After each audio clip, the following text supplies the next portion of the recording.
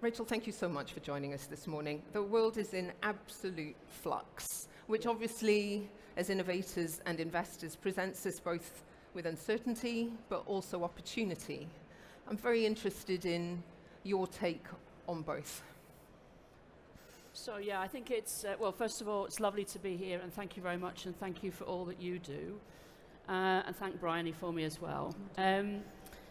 So I think it's very difficult when you wake up every day and read the newspapers or listen to the headlines and not be deeply concerned that we're falling away from the collective ambition of 10 years ago at the Paris Agreement.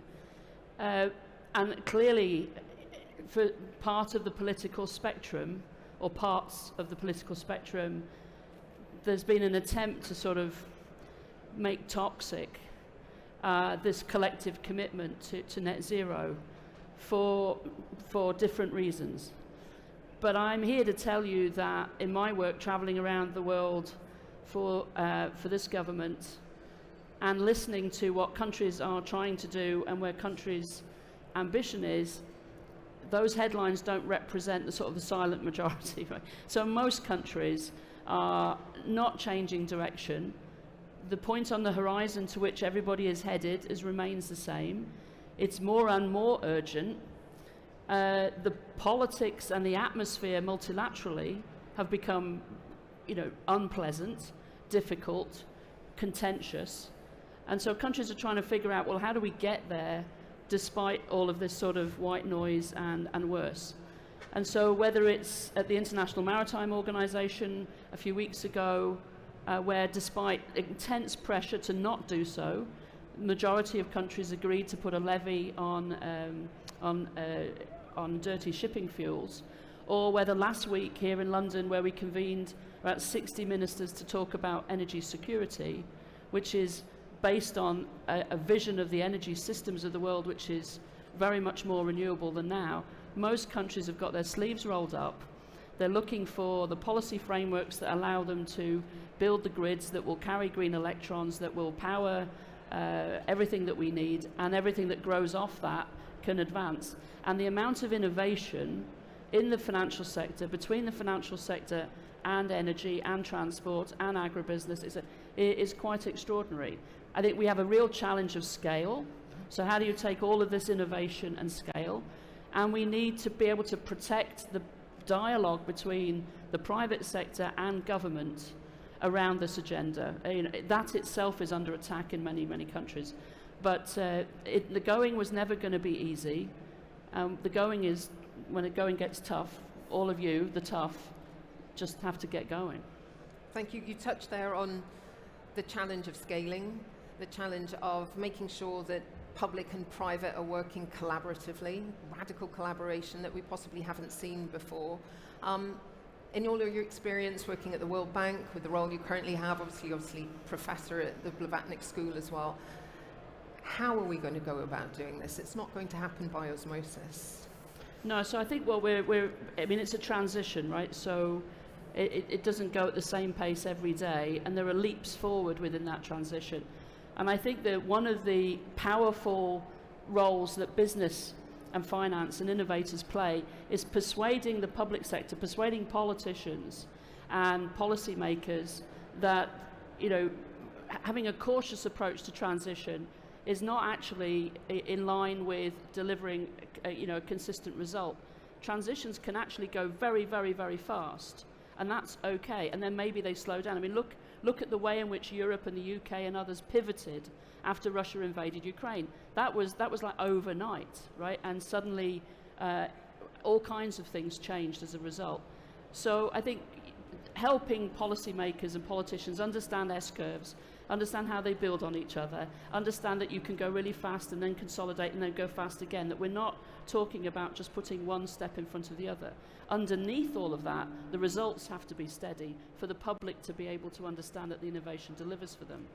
So when I think about the fact that it's taken decades to get an interconnector built between Zambia and Tanzania and Malawi, which will, you think, well, why is that important? Well, that joins the South African grid to the East African grid. So you can imagine a grid all the way from Cairo to South Africa with all of the hyper power of renewable energy possible on the African continent, able to serve everybody, right? We've taken us years to get to this point, but as soon as it's done, then that opens up all kinds of investable opportunities for people here and around the world. And I can go around the world, the North Sea, the collapse of the wind industry off the coast of Massachusetts as a result of public policy is opportunity elsewhere. But the juggernaut of renewable energy investment going into the United States is not paying attention to the negative messages coming out of Washington. So wherever we are in the world, that collaboration is happening. It needs to be sustained, but the voice of you in this room to government to sort of reassure people that you can make a decision today and the payoff might not be for a while, but it will set off things now which provide jobs and security to people. This is really important. So I'm hearing very strongly the transition is underway, it is unstoppable. Yep. The narrative is one that we need to wrestle back, we need to face down our critics, but the finance, the innovation, we saw $2.1 trillion according to BNAF invested in clean energy last year. Yes, 818 billion of that in China, but what was very interesting, I think from a financier's perspective, was looking at, I think, the vast majority of that, with the exception of 150 billion, was in things like grids, power, transport, where from a finance perspective, those models are already well understood. The 154 billion went into the sort of first of a kind, the earlier of a kind technologies that we also need to see scale, the real innovation that we need to see over the next decade. So I think that's a lot of where the challenge sits for us as financiers, to be working with the policymakers to figure out what are the forensic, granular policies required to actually enable finance to flow.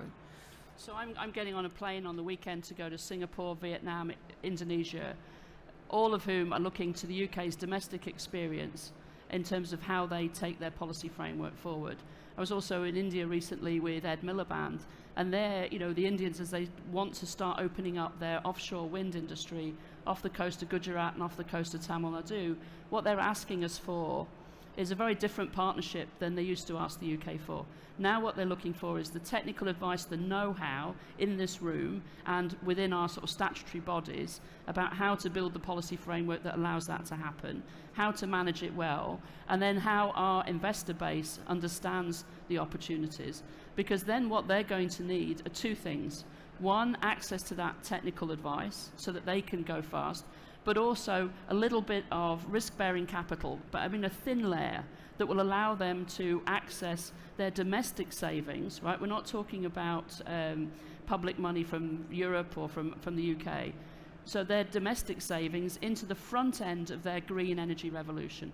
The back end of it is now fully commercial, right? This is how far India's come in just a decade. And so this is what it means now to be a partner as the UK, as UK Inc. and as UK institutions in a global transition. And I could give you many more examples of that, which means that we have to be, as UK Inc. and UK government, completely joined up so that we can be of assistance. Because, and I think this is really important, right, as we manage our own energy transition, some bits are going well, some bits could go better. We've got policy calibration, and I work closely with Chris Stark. He's focused domestically. I'm sort of selling what he's doing internationally. We also know that 99% of global emissions are coming from other places than the UK. That is not a reason to disengage. That is not a reason to give up our own ambitions. That is precisely the reason to engage, because we've got something the rest of the world needs. And if those 99% emissions aren't curbed faster and quicker, it's going to be bad for us as a vulnerable island off the coast of Europe in the Atlantic in a world of climate crisis. It was Chris Skidmore, I think, who said that the race to net zero is a race for investment. Yep. And that ability to show UK leadership on the world stage, as you're doing, is so important. The inevitable question, what gives you optimism about UK's leadership on this agenda right now? Well, so it's no secret that our own fiscal space is severely constrained, right? And so, for many years, and in particular in the politics, international politics of how climate has been discussed, this basic tenet that we have common but differentiated responsibilities, so that the countries that brought us to this crisis because of our industrial histories and our colonial histories, have, to be there to help other countries who didn't cause the problem through the transition. So that often gets boiled down into, well, you should transfer money from here to here, right? But I mean, that has worked up to an extent, but it could never work completely. And so now the world has moved on. The world is flatter, it's more multipolar. The world now, as you said at the beginning, is in flux. We've got spheres of interest where the US and Europe and the UK and China are all sort of working out where we collaborate, what that collaboration means. So in that world, you now have, I think, a world where everybody wants trade and investment. So whether you're South Africa or you're India or Brazil or Indonesia, or whether you're one of these big lower middle income or middle income countries whose transition pathways are directly material to whether or not we reach net zero, that's a question of trade, but it's a question of investment opportunity for us, but also for them into what we're doing in our transition. So it's a much more equal relationship.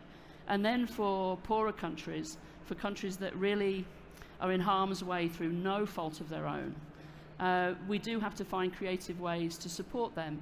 But that's also happening through trade and investment, and through blending finance, and through some of the innovation that many of you are involved in. And so it isn't, climate change does not differentiate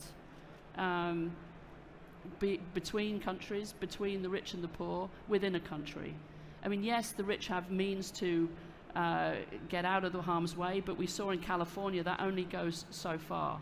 And so the question, I think, for all of us is, can we take this spirit of solidarity that we've had for the last few decades in the result of climate negotiations and transfer that into the opportunities for investment and making private and public money flow to where it's most needed, not only because there's an opportunity for return and an opportunity for that investment to work, but also because 19 years ago, Lord Nicholas Stern said for the first time that the cost of inaction was going to be so much higher than the cost of action.